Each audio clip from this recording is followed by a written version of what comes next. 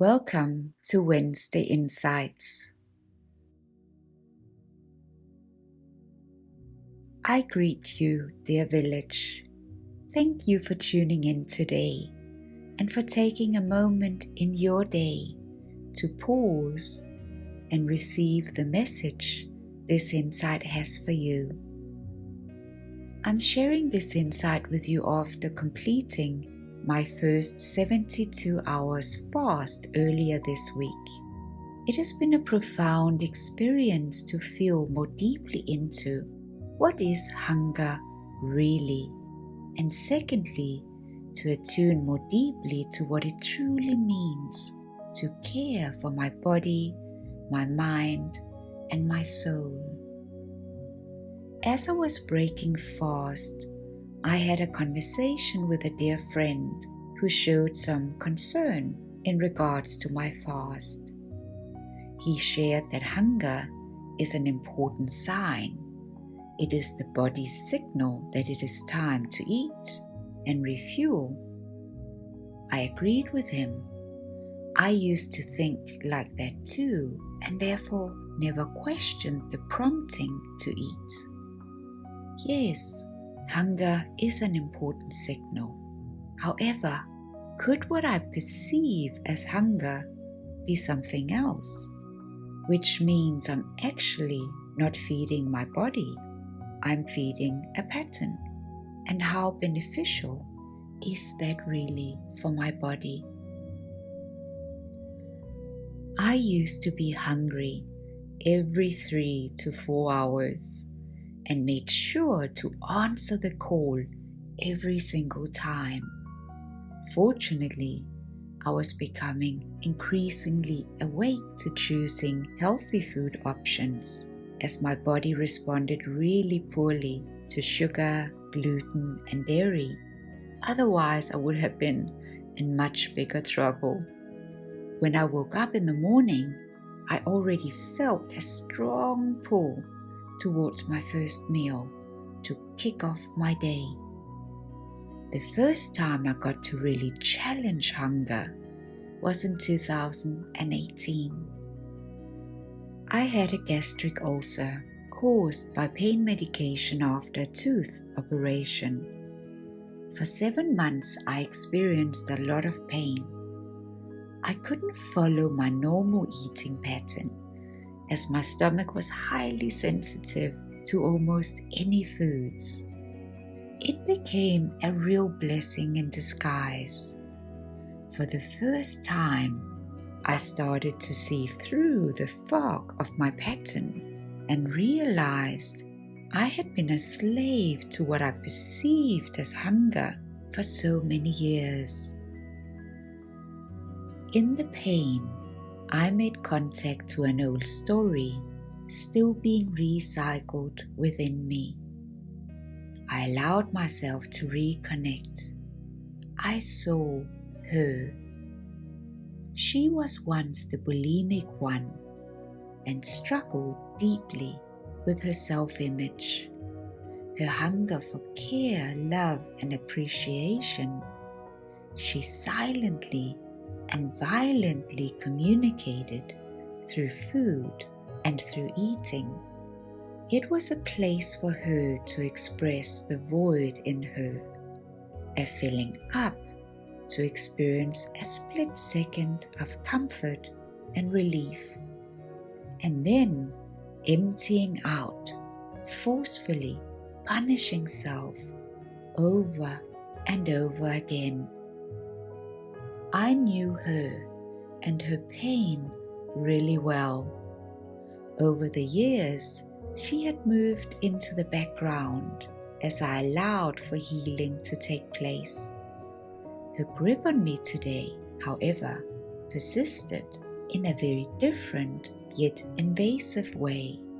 Her story, I realized, still echoing in me. I am hungry. I was noticing the silent autopilot. I linked it to this extreme hunger I experienced every morning before I made my breakfast shake. On some days it showed up in the evenings as well. Let's have a snack. She had been trying to contact me. What is the impact of feeding a pattern instead of feeding the body? It often means that we self-neglect, which stands in the way of truly getting to know what it means to self-care. If we don't immerse ourselves in the practice of self-care, how can we truly know what it means to show care for anybody else? Care is an important discipline in ensuring our own well-being and contributing towards someone else's well-being.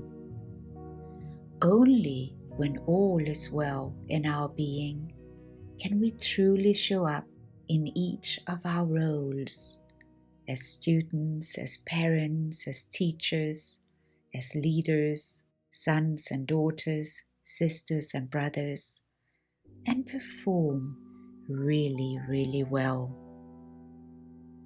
The journey of the responsible individual is about meeting all the parts of you that is still stuck in an old story, to activate the inner healer and coach so as to allow for expansion and renewal. I did not want to remain stuck in the old story. Once I connected to that inner conversation that expressed itself as hunger, I was able to attend to the root cause. We have a tendency as human beings to quickly move on to the next thing. It actually takes time to shift patterns. They don't just disappear because you know about them. Often we have caused some serious damage through the self-neglect. So there is multiple layers of repair work that needs to take place. And guess what? We are rarely just dealing with one pattern. I'm fascinated by our behaviors, the prisons we create for ourselves, the nonsense we tell ourselves, and the harm we cause ourselves. But it doesn't stop there. Mostly, we project all of that stuff onto those that are closest to us, causing harm to them.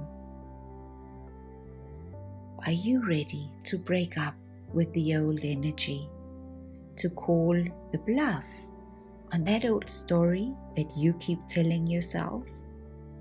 Are you ready to welcome a new season?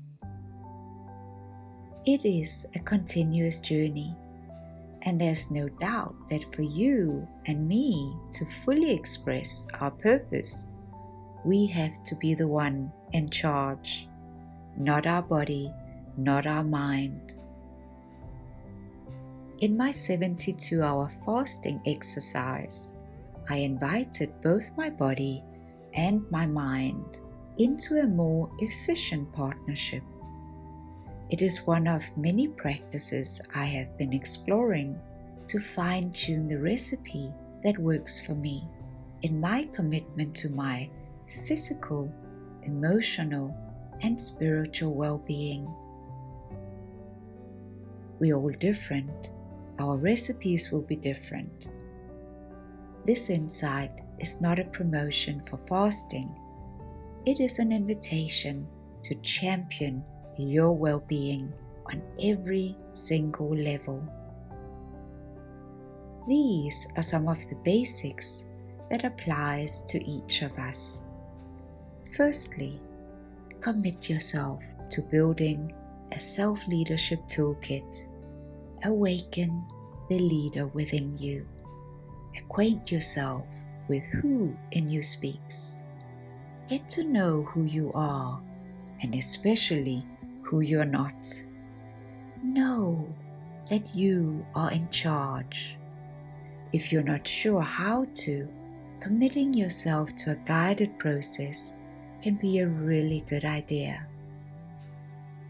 Secondly, establish a solid nutritional foundation. The best foundation is the one you build over time, consistently. It is a commitment to your well-being and fine-tuning what it means to honor your body, attuning to the nutrients that your body needs and asks for, understanding what is a pattern and what is a real need for your body engine.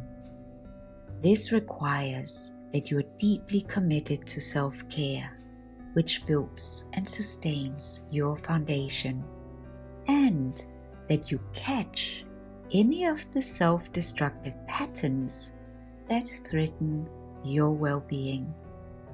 This second practice can only really be successful if you continuously fine-tune your Awakened Leadership Toolkit. Thirdly, allow for a consistent movement practice 3 times a week. It can be a long walk, gym, hiking, yoga, Pilates, a boot camp, any sports or exercise that suits you best. The movement practice is really about moving energy within your body. This supports the first 2 practices tremendously, and it will boost your immune system. Lastly, and very importantly, in all you do of the above, breathe deeply. It helps you to practice presence in each moment, to listen to your heart and to center yourself.